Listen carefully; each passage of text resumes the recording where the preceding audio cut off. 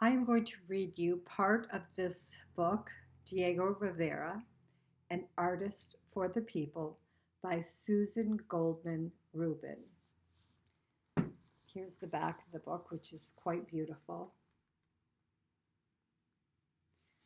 Diego was an artist who was born in Mexico. He was a Mexican artist. He lived in both Europe and the United States. And we're going to look at his art. We'll begin by reading this book, the first page of the book. When Diego Rivera arrived in Europe to study art, his appearance caught everyone's attention. I was 20 years old, over 6 feet tall, and weighed 300 pounds, he said. Children in the streets of Paris would shout when they saw him lumbering along with his big Mexican walking stick, wide-brimmed hat, and bulging eyes. Rivera said, "People I love most think I look like a frog." Rivera thought so too. Over the years, he did many self-portraits that emphasized his froggy eyes and full lips. He dedicated one of these special portraits to Irene Rich, a movie actress he knew in California. Rivera wrote the inscription on a piece of paper that he holds in the painting, a device he borrowed from Mexican colonial art. See it here. As a young man in Paris, Rivera often posed for his artist friends.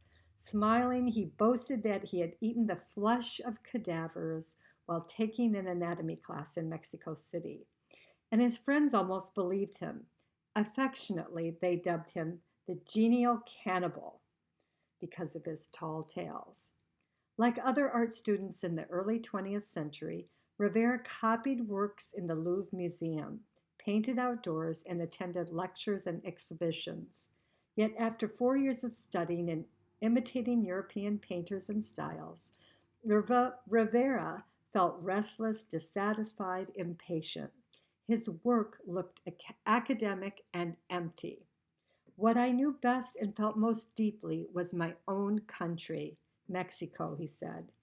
Rivera wanted to create a new kind of art for and about his people. The new art would not be displayed in a museum or gallery, but in everyday places, post offices, schools, theaters, railroad stations, public buildings.